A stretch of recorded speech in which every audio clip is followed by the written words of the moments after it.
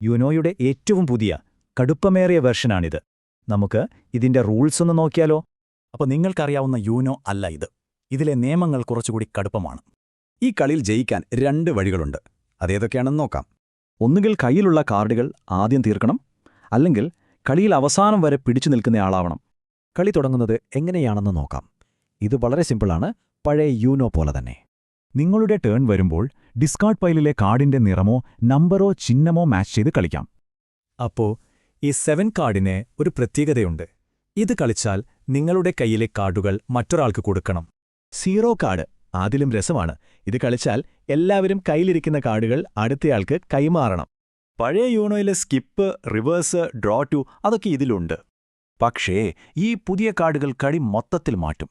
ഒന്ന് discard all, പിന്നെ skip everyone. ഇതാണ് വൈൽഡ് ഡ്രോ റൂലറ്റ്. ഇത് കളിച്ചാൽ എതിരാളി ഒരു നിറം പറയണം. ആ നിറം കിട്ടുന്നതുവരെ കാർഡ് എടുക്കണം. ഇനി വരാൻ പോകുന്നത് ഈ കളിയിലെ ഏറ്റവും വലിയ ട്വിസ്റ്റാണ്. അതായത് നിങ്ങളുടെ കയ്യിൽ എപ്പോഴെങ്കിലും 25-ൽ കൂടുതൽ കാർഡുണ്ടെങ്കിൽ നിങ്ങൾ കളിയിൽ നിന്ന് പുറത്താകും. സിമ്പിൾ.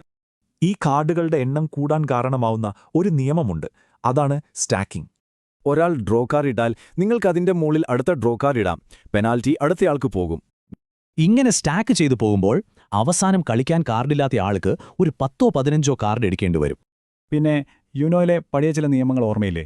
കളിക്കാൻ കാറില്ലെങ്കിൽ എടുക്കണം. പിന്നെ യുനോ വിളിക്കുന്ന കാര്യം. അപ്പോൾ കളിയിലൊരു ദയയും കാണിക്കാതിരിക്കാൻ നിങ്ങൾ റെഡിയാണോ?